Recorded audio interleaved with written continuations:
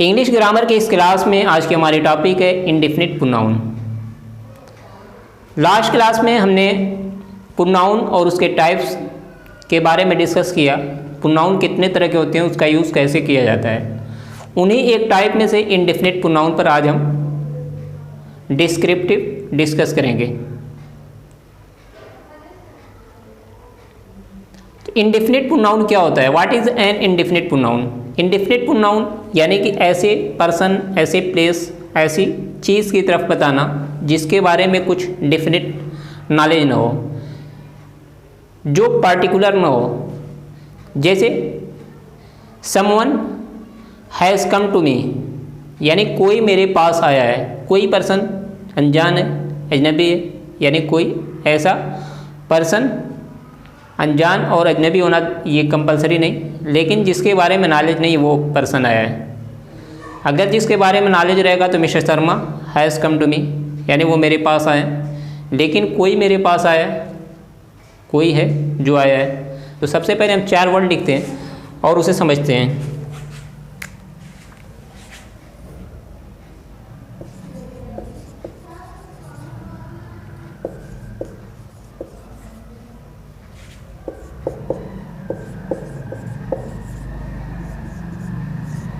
तो यहाँ पे सब 4 वर्ड है, सम, एनी, एवरी और नो। 4 वर्ड और लिखते हैं हम।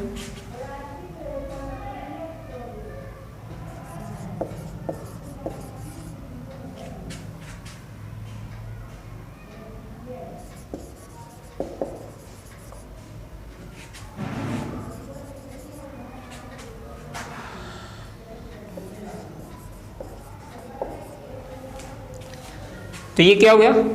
समबडी, समथिंग, समवन या समवेयर। तो ऐसे ही हम सभी के साथ अप्लाई कर सकते हैं। Anybody, anything, anyone, everywhere. Everybody, everything, everyone, everywhere. Nobody, no, nothing, no one, nowhere. तो यही क्या है? इंडेफिनिट प्रोनाउन है। अब इसको समझते हैं कि इसका यूज़ कब और कैसे करते हैं। कन्फ्यूज़न क्रिएट होता है इसमें। जैसे बड़ी वर्ड है तो बड़ी जो होता है ये पर्सन के लिए यूज़ किया जाता है।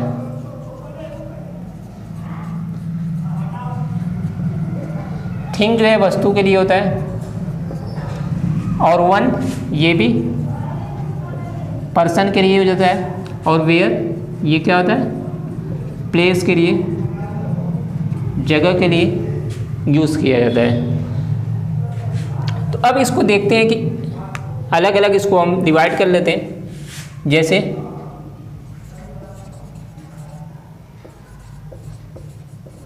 somebody, anybody, everybody, nobody। ऐसे ही सबको लिख लेते हैं। तो इस तरह से ये 16 प्रोनाउन हो गए। इंडेफिनिट प्रोनाउन के 16 हो गए। तो अब इसमें कौन सा प्रोनाउन किसके लिए यूज़ किया जाता है और कैसे यूज़ किया जाता है। जैसे ये बड़ी वर्ड से जितना भी वर्ड है ये पर्सन के लिए यूज़ किया जाता है। ये थिंग्स जिसमें भी जुड़ा हुआ है ये वस्तु के लिए यूज़ किया जाता है, थिंग्स के लिए। ये वन वर्ड जिसमें जुड़ा हुआ है ये भी पर्सन के लिए यूज़ किया जाता है। और वेयर जिसमें जुड़ जाए, somewhere, anywhere, everywhere, nowhere, ये जो है प्लेस के लिए यूज़ किया जाता है, जगह के लिए।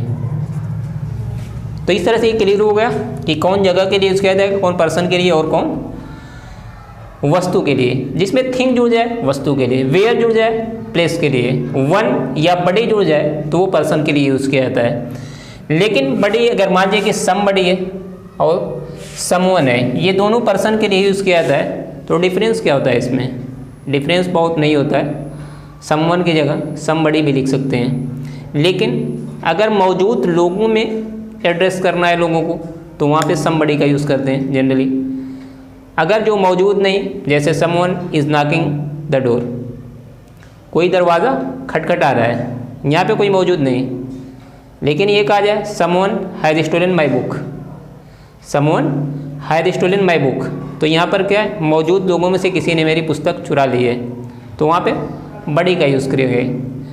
गुड मॉर्निंग एवरीबॉडी, बॉडी का यूज़ करेंगे। तो समवन भी कर सकते हैं, सेंटेंस में कोई अर्थ में डिफरेंस नहीं होगा। तो आइए देखते हैं कि एनीबॉडी, एनी जिसमें जुड़ जाए वो क्या होता है। जैसे ये सम से जुड़ा हुआ जितना भी वर्ड आता है ये अफर्मेटिव में आता है, अफर्मेटिव सेंटेंस में। जैसे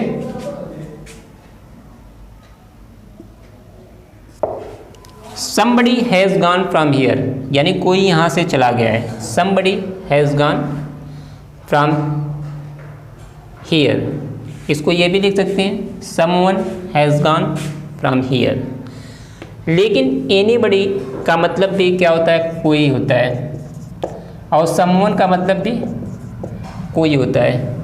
everybody का मतलब होता है सभी लोग, और nobody का मतलब होता है कोई नहीं, निगेटिव ही होता है। तो ऐसे ही somebody has gone from here, अगर anybody यूज़ करना है तो ये अफर्मेटिव सेंटेंस है, इसको इसमें नहीं यूज़ कर सकते, ये नहीं लिख सकते anybody has gone from here। अगर इस anybody लिखना है here, यहाँ पे ये सेंटेंस निगेटिव है तब यहाँ पर anybody का यूज़ किया गया है। अगर पॉजिटिव रहेगा तो वहाँ पर somebody का यूज़ किया जाएगा। इट्स ओके, क्लियर हो गया। वैसे ही अगर एनीथिंग है, एनीवन है, एनीवेयर है, कोई भी है, वो निगेटिव सेंटेंस में ही यूज़ किया जाएगा। जैसे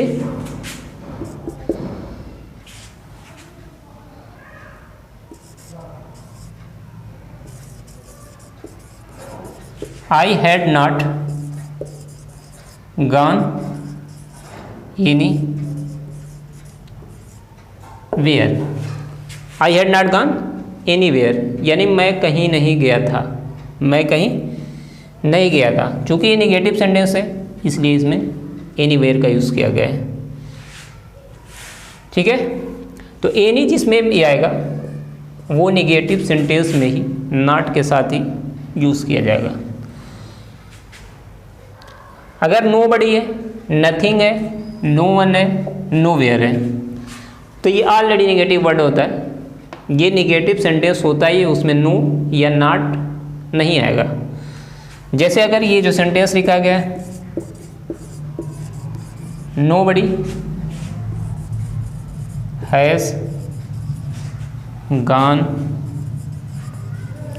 from here, nobody has gone from here, यानी कोई यहाँ से नहीं गया है, नोबडी कोई नहीं गया है, हैज़ गॉन फ्रॉम हियर। तो अब इसमें इसके साथ, इस सेंटेंस के साथ निगेटिव वर्ड यूज़ नहीं करेंगे। तो आई थिंक ये चीज़ें आपको समझ में आ रही होगी। और कोई कन्फ्यूज़न इसमें? जिसके साथ एवरी बढ़ जाए, एवरीथिंग, एवरीवन, एवरीवेयर, तो एवरी जब जुड़ जाए तो इसका मतलब हर होता है, सभी, सभी लोग या हर जगह, हर वस्तु, सभी वस्तु, एवरीवन सभी लोग, एवरीवेयर सभी जगह। एवरीवन और एवरीबॉडी में क्या डिफरेंस हो सकता है?